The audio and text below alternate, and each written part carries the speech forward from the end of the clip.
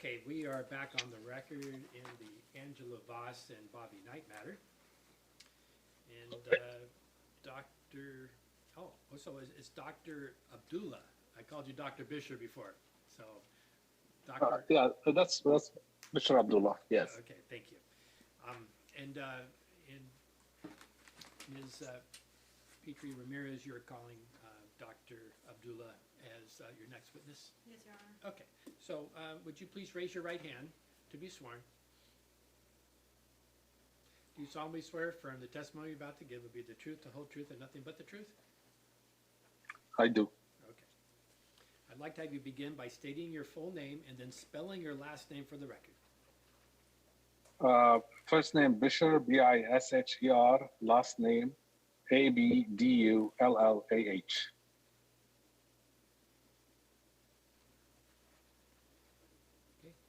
counsel, you may inquire. Thank you, Your Honor. Good afternoon, Dr. Abdullah. Can you state for the record what is your occupation? I'm a pediatric gastroenterologist. And what are the board certifications that you possess? I'm board certified in both pediatrics and pediatric gastroenterology. And currently, where are you employed? I'm in private practice, Prime Health Clinic.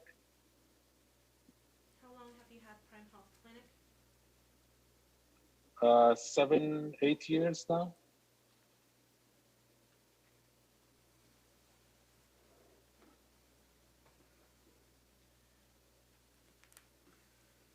And how many years have you worked in the field of pediatric gastroenterology?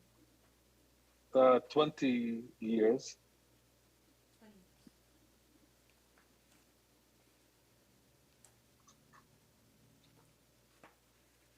And are you the current gastroenterologist for the children Hayden and Chloe Knight?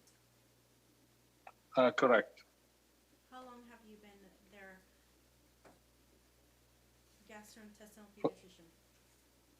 I think like 6 years, probably, as far as I remember. I don't have the records in front of me. I'm actually out of town. But I think at least 6 years, 5, 6 years at least, yeah.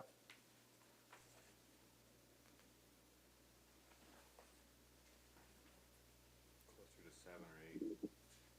You don't get 7 and 8. Wait a second. Yeah, possible. And so, doctor, you reply for what you know, regardless of what other people may tell you. Okay, so you may All right. proceed. And let's start with Hayden.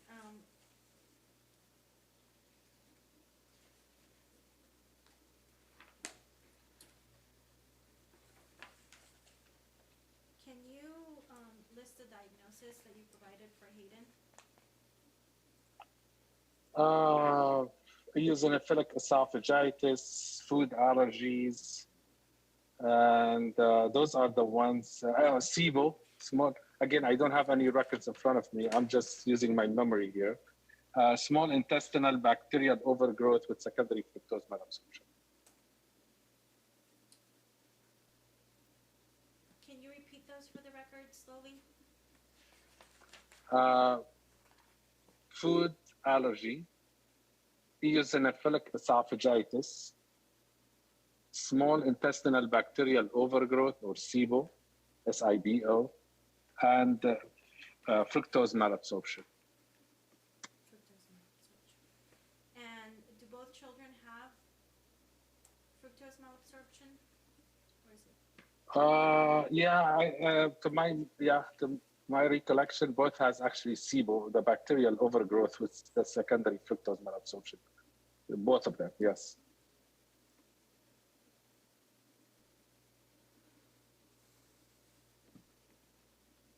And can you explain what is fructose malabsorption? So fructose malabsorption simply basically it's an inability to break down and actually inability to transport fructose from the intestines into the body, or either incomplete or total inability to transport So it could be partial or complete. And what are the symptoms that you review when making this diagnosis? So abdominal pain, the most common, gas bloating, sometimes constipation, sometimes diarrhea, sometimes alternating diarrhea and constipation. These are the most common symptoms.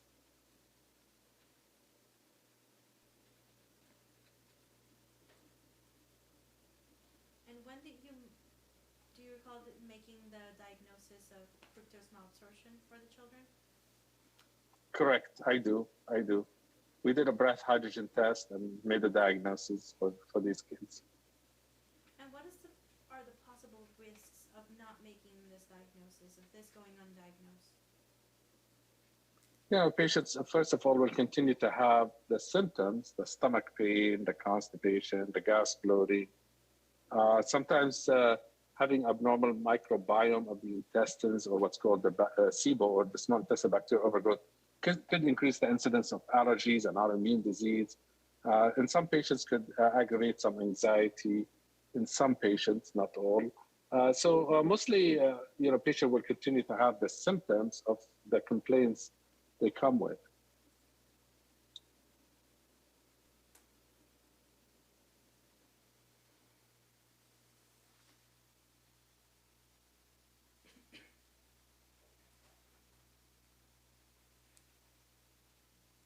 And can you explain what the small intestinal bacterial overgrowth is? So we all have bacteria in our small intestines at a limited count or colonies. If that bacteria have multiplied beyond the normal counts or colonies, it's a bacterial overgrowth. Too much, basically, bacteria in the small intestines. And you mentioned that undiagnosis could trigger anxiety. Is that correct? Well, not the diagnosis of SIBO itself, but there's some evidence that in some patients, a bacterial overgrowth could enhance or increase anxiety in some children. In some patients.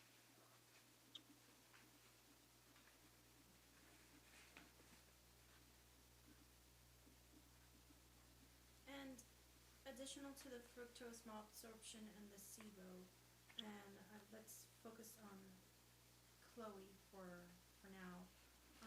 Do you see the children for any additional treatment?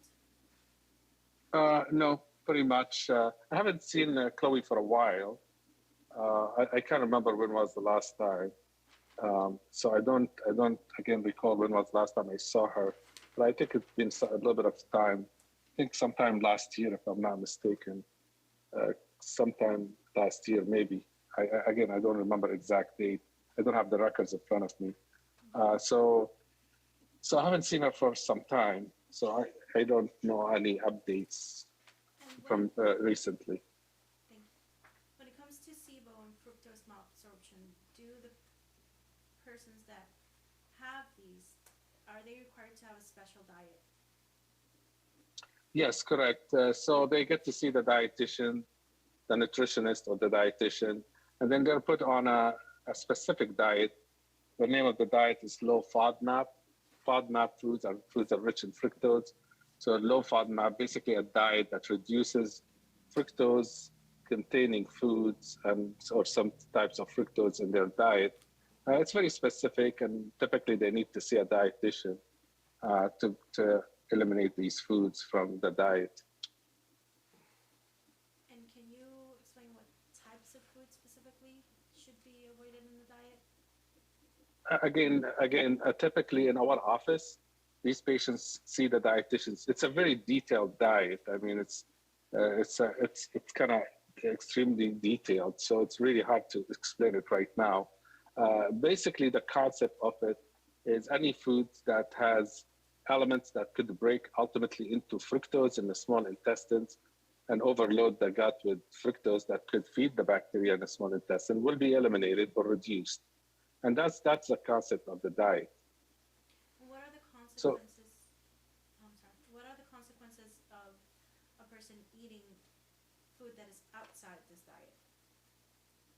So if they eat the food that's outside this diet, well, so this is kind of, if they continue, if they have the bacterial overgrowth, then the bacterial overgrowth will come back. There's some patients who originally start with a specific diet. We usually typically start with the diet. We eliminate the foods. Then after 2 to 3 months, typically 3 months, we will reintroduce the foods after we have treated the bacterial overgrowth. And then we identify the foods that triggered the symptoms in these children.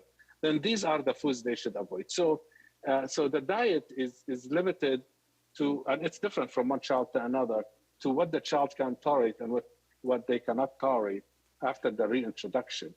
Some kids require a longer period of diet elimination, but in general, there will be reintroduction and the specific foods will be identified. And again, will be different. So a child, let's say, might tolerate apples, others might not tolerate gluten, and vice versa. So it varies. It's gonna vary. And do you ever recall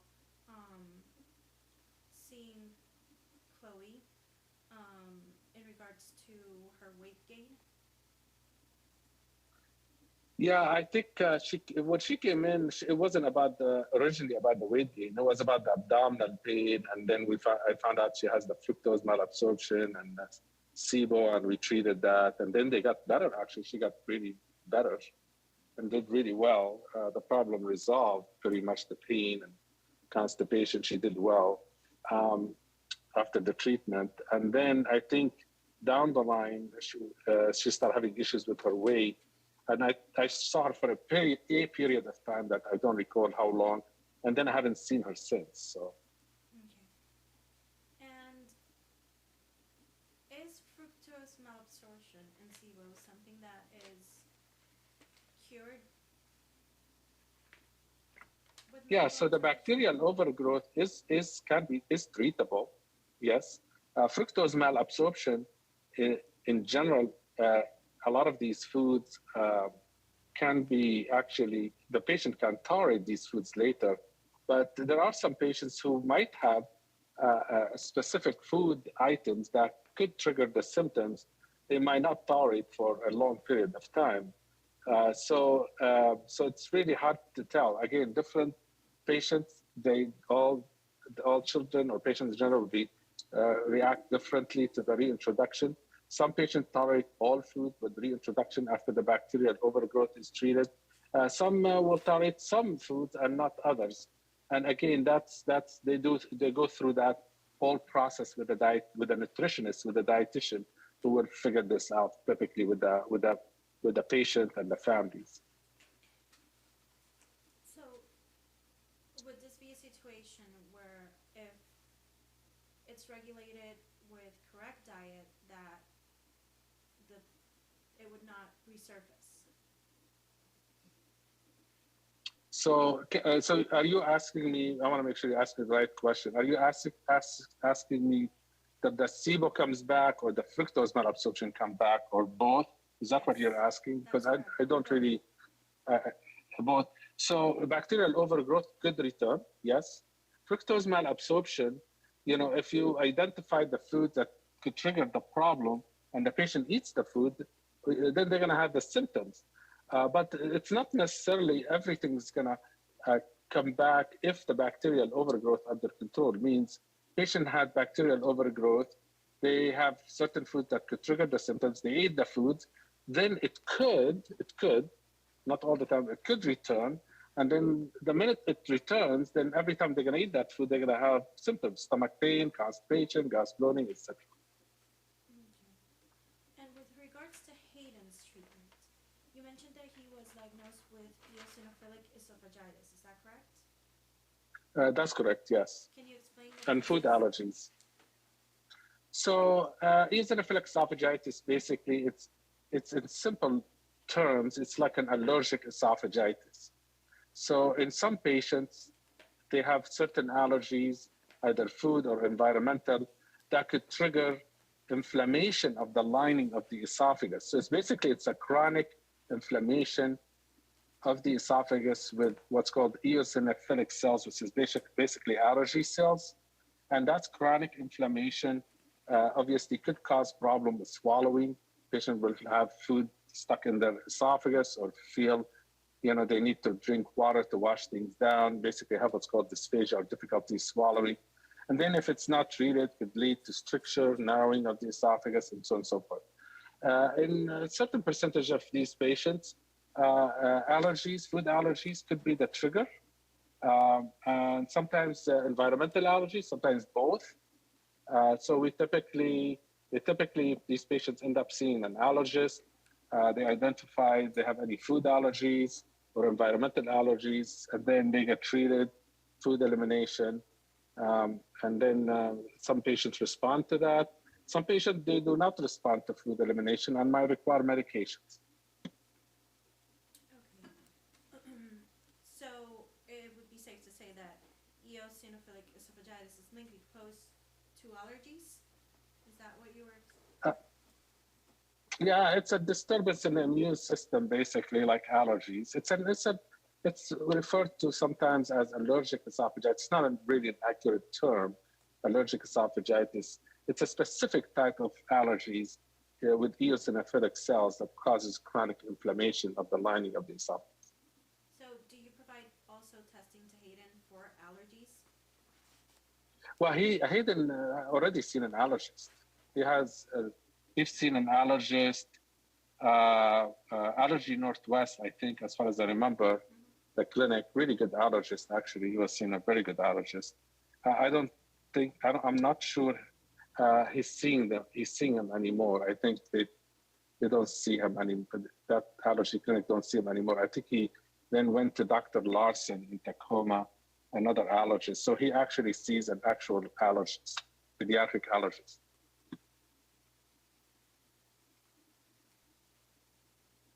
And how is eosinophilic esophagitis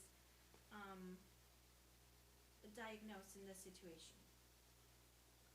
It's the only way to diagnose is, or typically diagnosed. That's not the only way, but typically diagnosed with endoscopy. So you do an endoscopy. It has a specific appearance, then the biopsies for confirmation. So basically, based on histology, based on biopsies. Biopsies of the lining of the esophagus.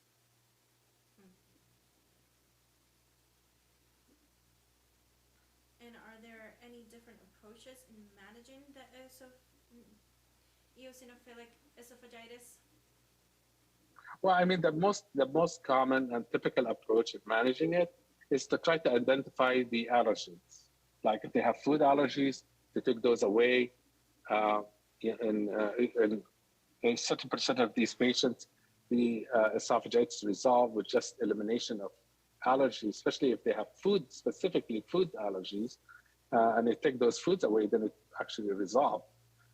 In some patients, you can take all these foods away and they continue to have it because it could be either foods they're unable to test for, or we don't know if they have allergies to, or the patient is actually eating the food that they're not supposed to eat, or could be also that, in some patients, if they're compliant 100%, the foods are eliminated or no food allergies identified, could be something environment or could be non-specific, and they end up to have medication to treat. And what is the risk for a child who consumes a known allergen? If they have allergy to the food, then they will have a reaction to it. I mean, an allergic reaction. So sometimes they might not have any symptoms. Sometimes they might have symptoms of like abdominal pain or diarrhea or a rash or eczema. And if they have allergic esophagitis, they might have, a reaction. If that food triggers esophagitis, the eosinophilic esophagitis, then it's gonna show up if they eat the food. I'm sorry, can you repeat that last part? I said if that food had been identified to be a cause for the allergic esophagitis or eosinophilic esophagitis, and the patient eats the food, then the eosinophilic esophagitis is gonna happen. It's gonna occur. It's a very tedious. I mean, it's a very tough way of identifying these foods. First, we have it as a blanket of certain foods identified as allergens. Then you have to reintroduce one food and scope, do the endoscopy.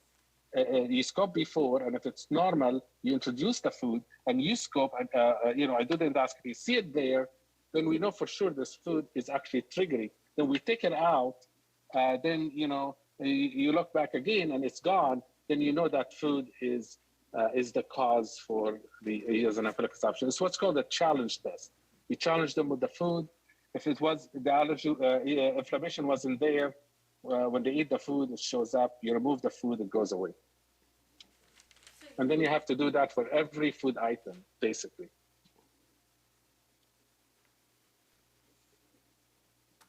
And is this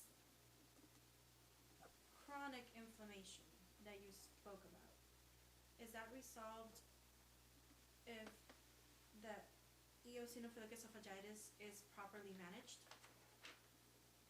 Yeah, absolutely. I mean, if it's managed properly, either with diet, with food elimination, if the foods are the triggering factors, or with medication, you can put that in remission, in total remission. And you mentioned that sometimes when the child consumes the food that they're allergic to, that may be asymptomatic. What would be the risks if not treating a child who's been exposed to allergens quickly? Well, I mean, again, this is, I think, the same question he asked me earlier. I mean, if they have, if they take the food and the food causes stomach pain, then they're going to have a stomach pain. If the food causes rash and eczema and hives, then they're going to have that. If it causes the allergic esophagitis or eosinophilic esophagitis, it's going to cause that. So the food will trigger the symptoms. And now you can eat a food again that you are allergic to and might not have any obvious reaction. That's also possible. But if that food known to cause symptoms, eating that food will cause the symptom. And in Hayden, how have you? In Hayden, what types of food does he need to avoid? I don't, they're written in my note. I don't recall them. I don't have the note with me. But I know we have identified very specific foods. Well, there's certain foods first identified by the allergist that do cause like an anaphylactic reaction, that he was already off these foods. Like there's certain amount of foods, there were quite a few, that they cause significant allergic reaction. And again, he was off those foods already. Then there was other foods that doesn't cause anaphylactic reactions that we identified. I think dairy is one of them or something. I can't remember exactly which food. There's specific ones that we actually, he was fine. He ate the food. We challenged him. I looked, I saw it. Okay, allergic esophagitis returned. We took it out, went away. So we already identified specific food that actually trigger his allergic esophagitis. They're all in the record. And in treating the EOE, or eosinophilic esophagitis, are there different approaches, or is diet the only way to treat it, manage it? Well, I mean, there are other ways. I mean, of course, there's medications. You can use medications as a treatment. But if you know a food that triggers the allergic esophagitis, we should eliminate the food for sure. And if that resolves the inflammation, then that should be adequate. There is no need for medication. But if eliminating the food doesn't resolve the problem, then there are other treatments, medications to be used. And how do you determine when that transition happens? If the patient have eliminated all the food they're allergic to, and we know their common triggers, and we know for sure that's the case, going back and looking and see that the inflammation is still there and have not resolved, then at that time, and there are no other things to eliminate, then at that time would recommend the medication. And what types of medications would be recommended? Well, what I usually use, it's two types of medications. Typically, the inhaled steroids. Used to be oral prednisone. I haven't used it for many, many years, probably 20 years. Oral prednisone used to be the first treatment for allergic or eosinophilic esophagitis. But then there is a study by, I think the Mayo Clinic came up with the Flovent, using Flovent inhaler that's used for asthma patients. So they do some couple of puffs, depends on the inflammation, the size, the weight of the kid. So they swallow the inhaled steroid in a puffer that's used for asthma, and it goes down, and they're not supposed to eat and drink for like an hour after. It goes down and coats the esophagus. It's like applying local treatment to the inflamed esophagus. And they do that a couple of times a day. And then after 6 to 8 weeks, even to 3 months, we can look back and make sure the inflammation is all gone. That means the treatment have worked. And then there are other medications like budesonide. If that doesn't work, there's budesonide and so on and so forth. And have any other of these types of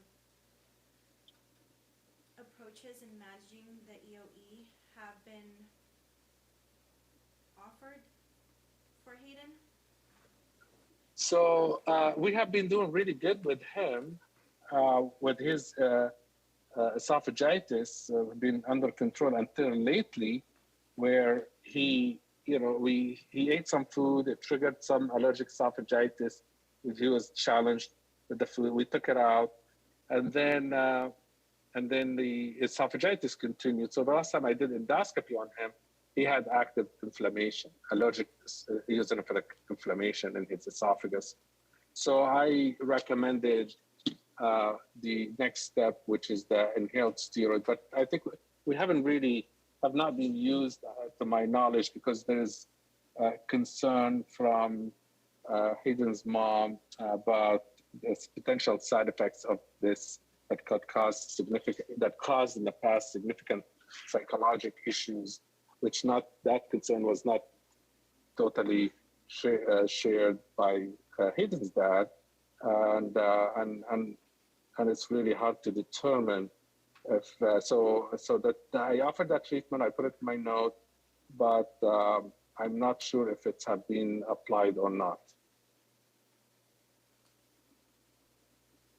And how many endoscopies have you provided Hayden? Many. I don't know. I don't remember the number. Many endoscopies. Is this the only way to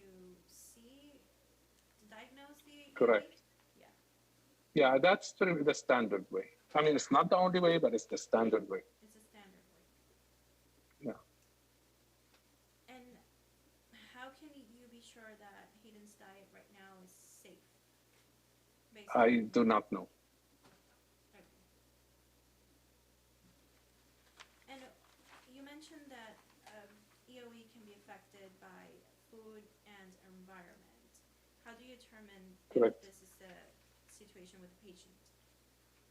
I did an endoscopy on him at different seasons. There was a concern that maybe the environment have triggered. So we did it at different time of the year.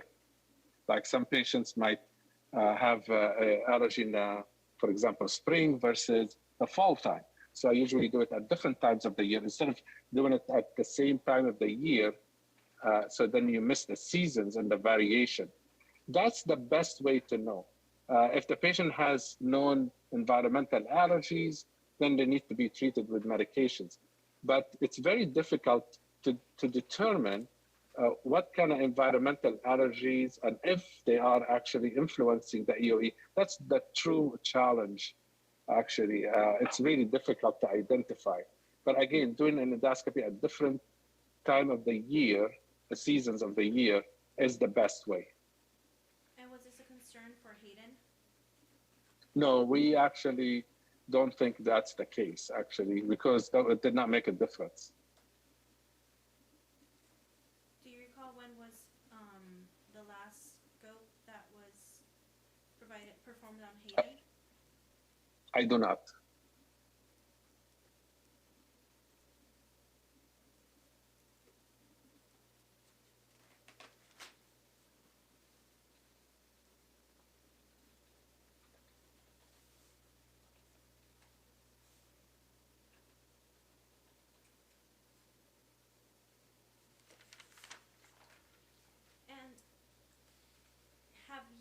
any records sent to you by allergists? Have you been able to speak with Hayden's other doctors in regards to the EOE and its relation to the allergies? Yeah, so I have the records from his allergist, especially his first allergist, Allergy Northwest. And I actually did speak to the allergist, and at that time, that was many years ago. And there was definitely concerns about food allergies.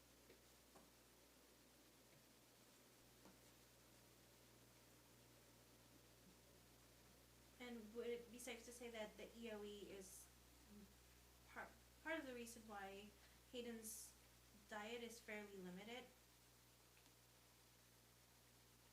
It's the food allergies too. I mean, he's allergic to foods.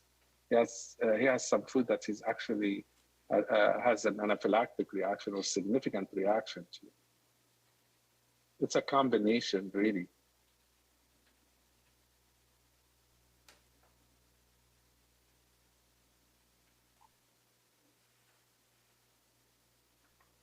And let's go back to when other treatments for EOE.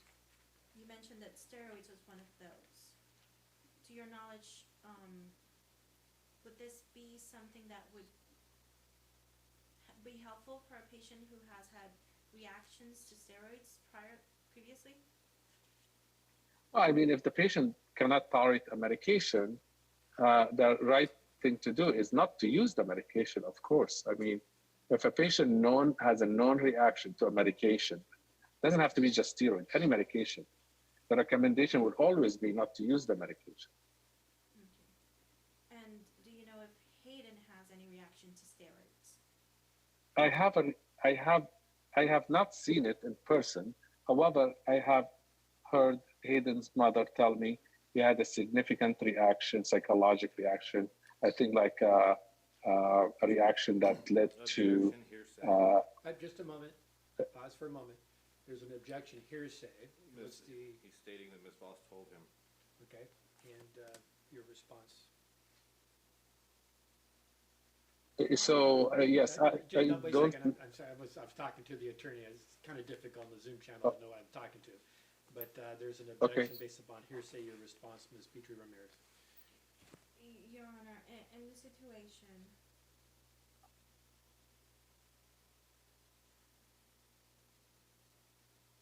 this question didn't call for hearsay. It's something that the witness provided.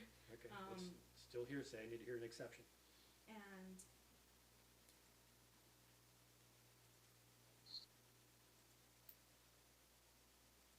if I can rephrase the question. Okay, so I'm going to sustain the objection. You can ask another question. Yeah.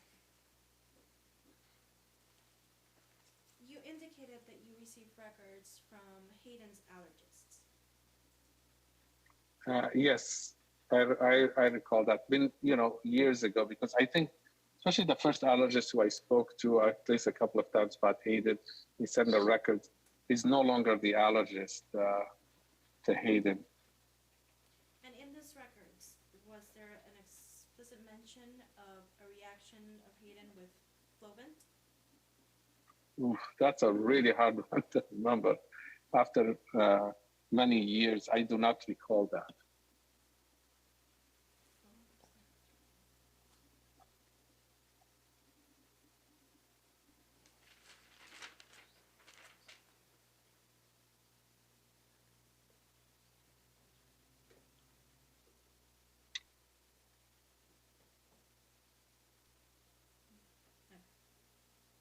And I think, I just want to say something about the use of that steroid inhaler. It really wasn't on the agenda when I first started seeing him, because I think we were doing really good with the food elimination. So using medication was not on the table. So it wasn't an issue to worry about because there were no plans to use it at that point for many years.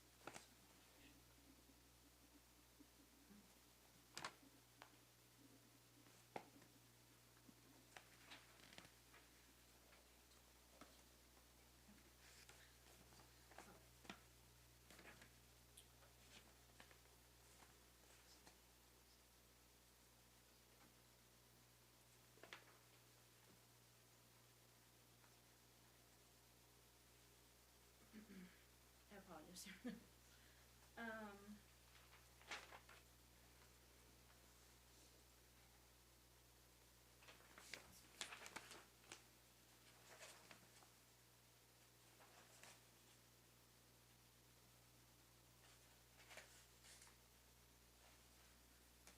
and you mentioned previously about an issue with vitamin D, if I not recall. Oh, yes, I remember that. There was a vitamin D deficient. No, actually was low, then elevated, then back to normal. I mean, there was some issue with that. I'm not really clear about there was an issue with that, correct? Yes. Okay. And did this cause you any concern? Well, it was just such a hard thing to determine. It was really difficult to determine. If a vitamin D was elevated for a short period of time, it's not going to cause any issues. But usually, if it's vitamin D toxicity, if it's prolonged period of time, we don't, of course, like that. We don't want that. But again, that issue is, I'm very confused about, I'm not really sure what exactly caused that. It's just bizarre. So I have no idea. I cannot explain it. But when you first started seeing Hayden, was he deficient in vitamin D? Oh, I do not remember. What would be the consequences of a person being deficient in vitamin D for long periods of time? Yeah, so vitamin D is really essential in forming bone density, number one. So from in patients who have long-term deficiency of vitamin D, could end up with thinning bones, osteoporosis, osteopenia over a long period of time. Vitamin D is also improves the mood. It enhances, improves typically patient's mood. There's a relationship between that and the patient mood, especially if they're severely deficient. So vitamin D, of course, is very important in general. I mean, so that's obviously important vitamin in the body function.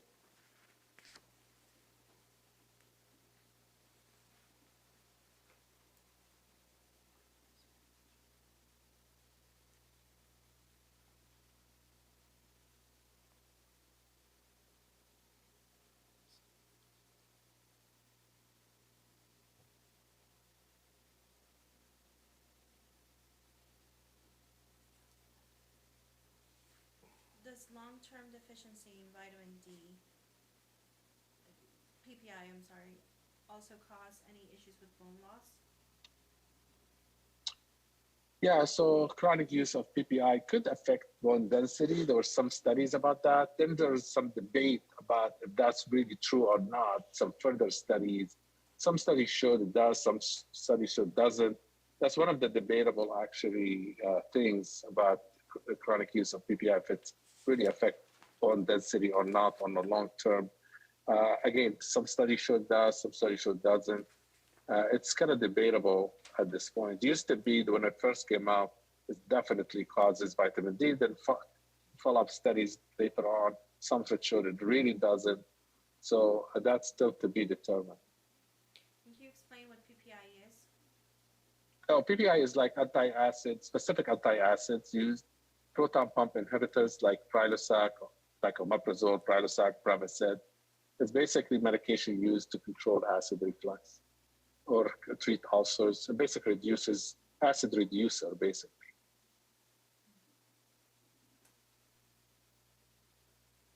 And has Hayden ever been prescribed or told that he needs to take these types of PPIs?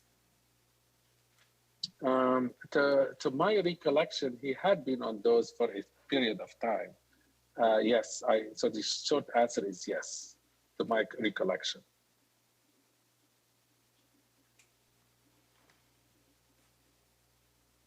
So did you prescribe this medication to him?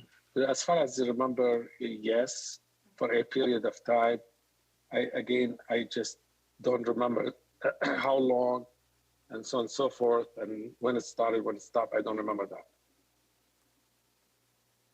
But I remember ordering it for a period of time in his treatment, part of his treatment regimen. And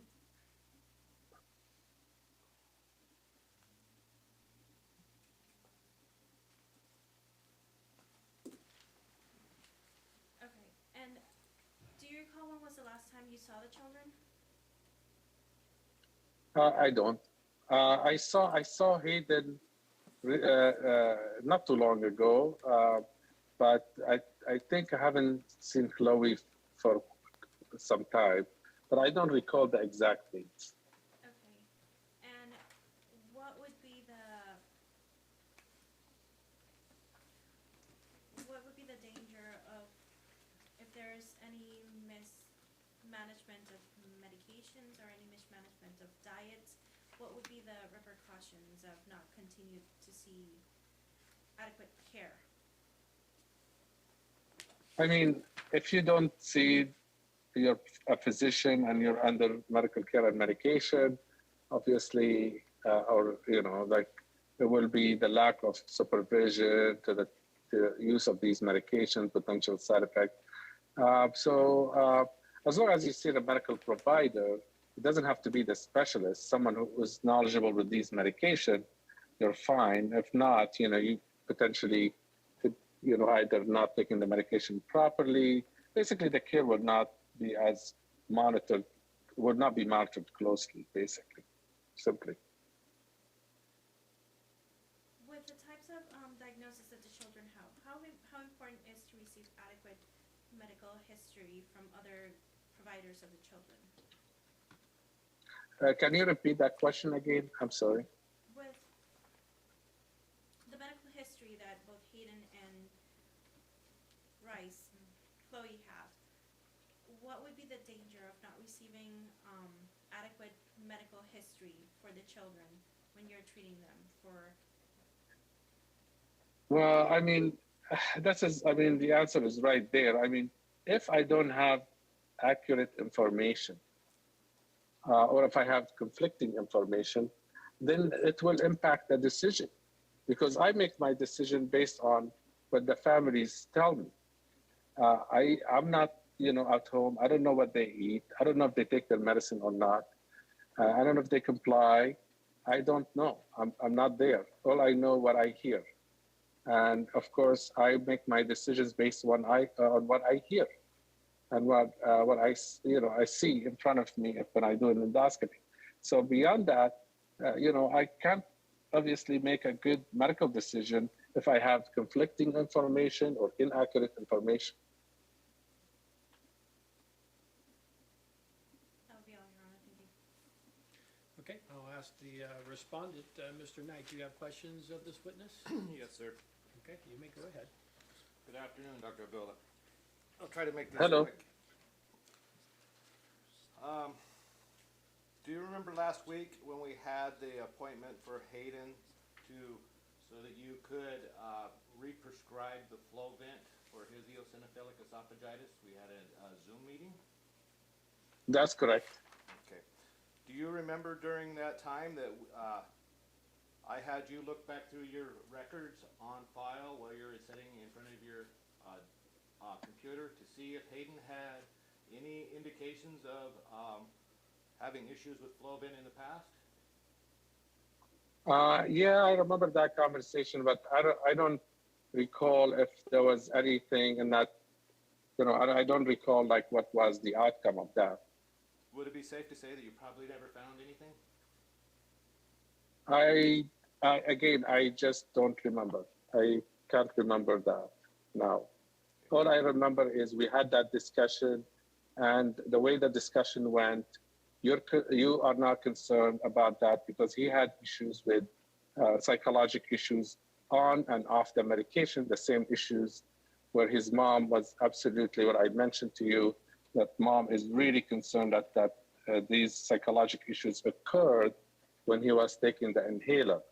And then I recall also telling me, I am the one who makes the medical decisions. I would like the medication. So I prescribed the medication.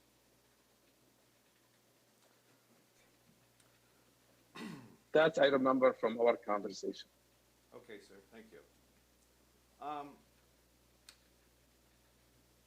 You were asked earlier by Ms. Voss's counsel about how many times Hayden has had an endoscopy, but you couldn't answer that. Yeah, I don't remember how many times. Does 20 times ring a bell? Again, I already said I do not remember. Okay, thank you.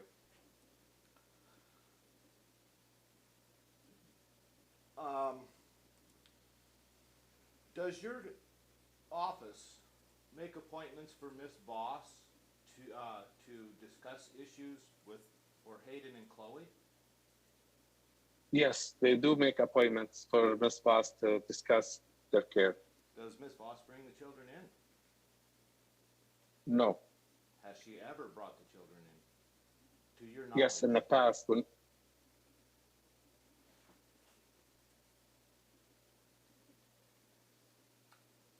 yes, she did. In the past yes, brought the children in for an appointment. Okay. Yeah, I remember that when we first started, I think, seeing them like years ago.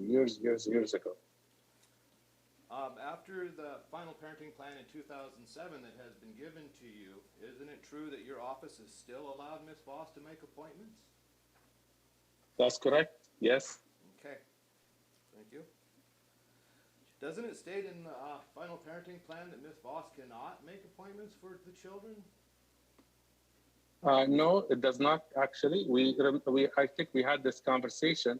There is nothing in the parenting plan that prevents Ms. Voss from getting information about the children. She cannot make decisions, but she is not prohibited from getting information, medical information about the children. Okay, is Ms. Voss prohibited from attending appointments with the children? Yes, she cannot be with the children, but she can make an appointment and get an information about the children. Did you not just state that Ms. Voss has made an appointment and attended appointments with the children with you? Objection, Your No, Honor, I said, no, I think you're misstating what I just said. I said many years ago when I first saw them, she came in with the children, many years ago. That's to my recollection. When they were having stomach pain and we were doing the breath hydrogen test, yes, she did bring them at that time. Did you not just admit that your dietitian has been making appointments for Hayden and Chloe and Ms. Voss? Admit it. There's no need for, it's not an admission. It's in the records. You can see it. Okay, thank you. I would like to see those records. Do you think it would be easier to treat Hayden and Chloe if you only had to deal with one parent and one opinion on the treatment? You know what? Let me say this, because I really wanted to say this to both of you for a very long time, and I might have said it also. It would have been much easier if you guys get along and agree on treating these children, give me accurate, non-conflicting information so I can make good medical decision on your children. I'm the only doctor who stuck with you guys. All the doctors ran away because of the conflict between both of you.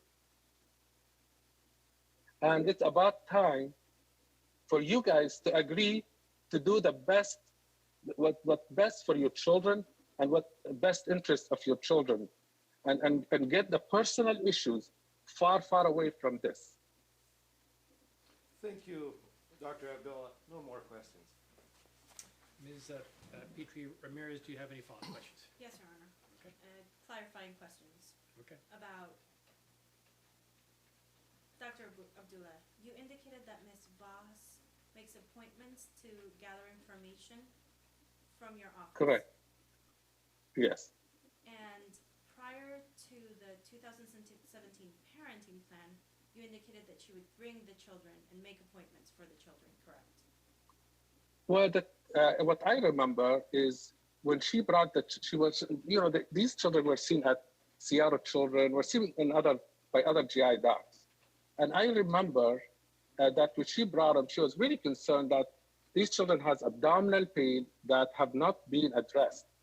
And the GI docs, maybe I think were not, or something like that, they were not really attentive to the concerns that these children has. And that's when I discovered they had the fructose malabsorption and the SIBO. And when we got it treated, these children did really well and they got to these symptoms. So the answer to that is, I recall in the beginning this is how I started seeing them, when Ms. Foss brought them with the concern about the stomach pain, and then I took over that from that point on. Now, when did she stop bringing the children? I do not remember that.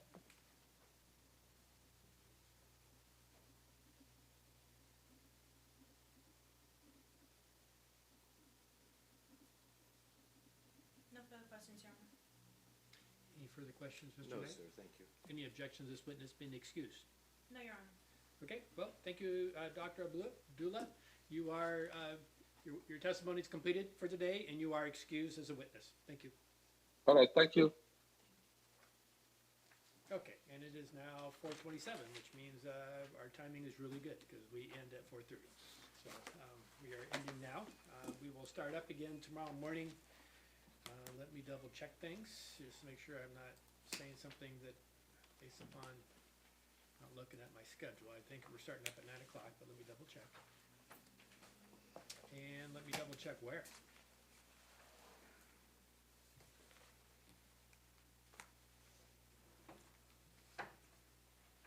Okay, we will be starting at 9 o'clock, and now I will check on our courtroom.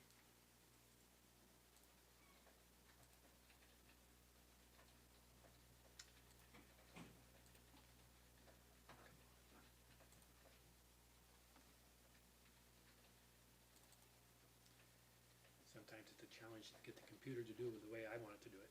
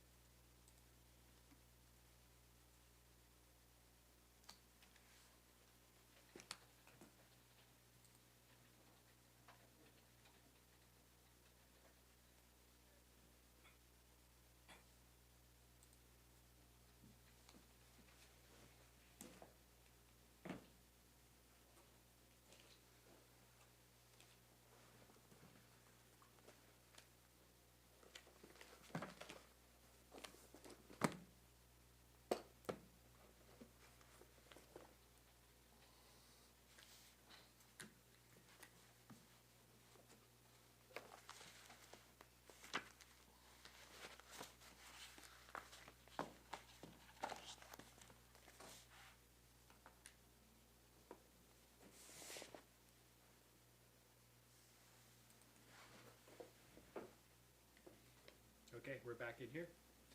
Tomorrow morning at 9 o'clock, the Zoom channel will remain the same Zoom channel. Okay, well, that concludes our session for today, Thank you, Your Honor. and court is in recess.